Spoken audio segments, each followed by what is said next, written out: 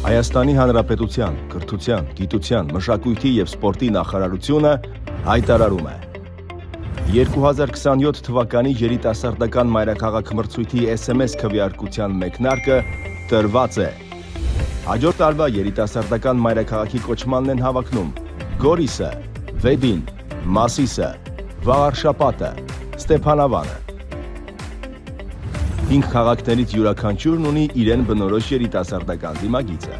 սակայն թե որ քաղաքը կհաղթի, կախված է նաև քեզանից։